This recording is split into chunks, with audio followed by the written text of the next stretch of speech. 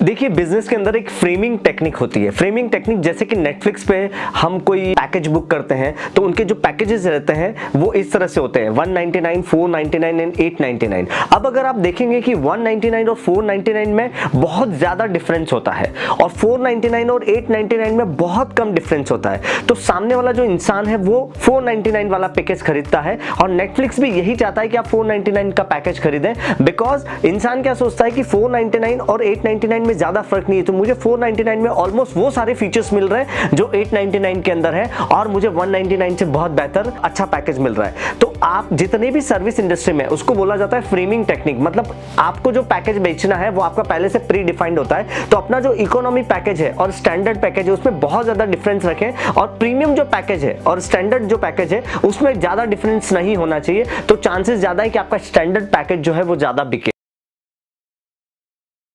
आप सभी लोगों ने बालाजी वेफर्स का नाम सुना होगा। बालाजी वेफर्स ने गोरिल्ला मार्केटिंग को बहुत अच्छे तरीके से यूज किया था। गोरिल्ला मार्केटिंग यानी कि आप अनकन्वेंशनल तरीके से मार्केटिंग करते हैं। तो बालाजी वेफर्स ने क्या किया था कि उन्होंने 8-10 बंदे रखे थे और उन लोगों से कहा था कि इस शहर में जितनी भी दुकानें हैं सबको जाकर के आपको बारी बारी से बालाजी वेफर्स मांगने हैं। तो उनके ही एम्प्लॉय जाते थे शॉप पर पे बालाजी वेफर्स है और दुकानदार कहता था कि नहीं है, दूसरे वेफर्स तो दू क्या, तो वो बोलते थे नहीं हमें बालाजी वेफर्स ही चाहिए। और ऐसा करीब 2 महीने तक चलता था और 2 महीने के बाद बालाजी वेफर्स के जो सेल्समैन हैं वो जाते थे उस दुकान पे सेल करने के लिए और इस तरह से उनका प्रोडक्ट बिकता था। इस तरह से उन्होंने सिटी बाय सिटी और पूरे कंट्री को उन्होंने बालाजी वेफर्स में जिस तरह से उन्होंने डिस्ट्रीब्यूट किया, उनकी ये स्ट्रेटेजी थी जिसको गोरिल्ला मार्केटिंग कहा जाता है। गोरिल्ला मार्केटिंग का एक और एग्जांपल अगर आपको दूं तो गोल्ड जिम ने क्या किया था कि अपना एक फोटोग्राफर ही हायर किया था जो वीडियोस बनाता था इन लोगों के जो एक्सरसाइज कर रहे हैं और उनको वो वीडियो की क्लिप देता था और वो लोग जो एक्सरसाइज कर रहे हैं वो अपने इंस्टाग्राम पे, सोशल मीडिया पे उस वीडियो को डालते थे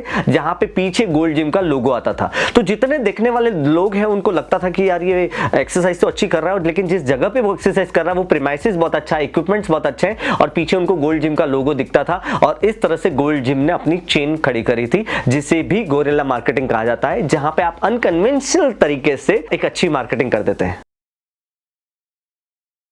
देखिए, ब्रांडिंग के अंदर एक एंडोमेंट इफेक्ट होता है। एंडोमेंट इफेक्ट मतलब जब कोई इंसान किसी प्रोडक्ट को टच करता है या ट्रायल करता है तो उसको उसकी ओनरशिप का फील होता है और इसके बाद ज्यादा चांसेस है कि वो आपका प्रोडक्ट खरीद ले। फॉर एग्जांपल, पहले जमाने में कपड़े बिकते थे जिसमें समेट के रखे जाते थे, लेकिन अब मॉल के जमाने में कपड़े बिल्कुल लटके हुए रखे जाते हैं और ट्रायल रूम्स होते हैं। जब इंसान कपड़े ट्रायल रूम में जाकर के ट्रायल करता है और उसको जब अच्छा लग जाता है तो उसको फील होता है कि यार ये मेरे पास होना चाहिए। इसके बाद कम चांसेस है कि वो प्राइस को देखे, उसकी ओनरशिप फील हो जाती है और ज्यादा चांसेस है कि वो आपका प्रोडक्ट खरीद ले। सिमिलरली अगर आप कभी भी एप्पल स्टोर में जाओ तो गौर करना उनके जितने भी लैपटॉप्स हैं उनके सारे प्रीमियम प्रोडक्ट हैं। जितने भी लैपटॉप्स हैं वो 74 डिग्री पे टिल्ट होते हैं और आप जब एप्पल स्टोर में घूम रहे हैं और आपको लगता है यार ये इतना अच्छा प्यारा सा लैपटॉप और इतना टिल्ट पड़ा हुआ है, आप उसको टच करके सीधे करने की कोशिश करते हैं और सीधा जब करने जाते हैं तो आप उसको टच करते हैं। जब आप उसको टच करते हैं उसको फील करते हैं और यही एप्पल चाहता है। और जब आप उसको टच करके फील करते हैं तो ज्यादा चांसेस हैं कि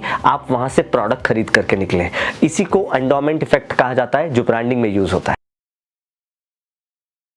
कई बार लोग मुझे पूछते हैं कि यार मेरा जो बिजनेस है वो सर्विस इंडस्ट्री में है, वास्तुशास्त्र के अंदर हूँ, कंपनी रजिस्ट्रेशन के अंदर हूँ, तो मैं अपने बिजनेस को आगे कैसे बढ़ाऊं, मैं क्या ब्रांडिंग करूं, मेरे पास कोई प्रोडक्ट नहीं है। तो ऐसे बिजनेस जैसे जो वास्तु के अंदर है या जो ग्राफोलॉजी में है या फिर जो कंपनी रजिस्ट्रेशन वगैरह का काम करते हैं या सीए हैं, वो अपने बिजनेस को इस तरह से प्रमोट करते हैं जिसको हम अवेयरनेस टेक्निक बोल सकते हैं, जिसमें उनको अपने बिजनेस के बारे में लोगों को अवेयर करना है। फॉर एग्जाम्पल अगर हम वास्तु का एग्जाम्पल लें तो कई बार लोगों को नहीं पता होता है कि वो किस डायरेक्शन में उनको बैठना चाहिए, दुकान में किस डायरेक्शन में टेबल होनी चाहिए, ये सब उनको नहीं पता होता है। लेकिन जब वो कोई वीडियो देखते हैं जिसमें आप अपने एज ए वास्तु एक्सपर्ट अगर आप अपने वीडियोस बना करके लोगों को अवेयर करते हैं कि इस डायरेक्शन में बैठना चाहिए, ऐसा करना चाहिए, घर में ये फ्रेम लगानी चाहिए, ये कलर्स होने चाहिए, जब आप अपना नॉलेज शेयर करके अपने बिजनेस की अवेयरनेस क्रिएट करते हैं तो ज्यादा चांसेस है लोग आपको फॉलो करें और जब लोग आपको फॉलो करें और आपके फैन बन जाते हैं तो आपकी सर्विसेज ऑटोमेटिकली सेल हो जाती है।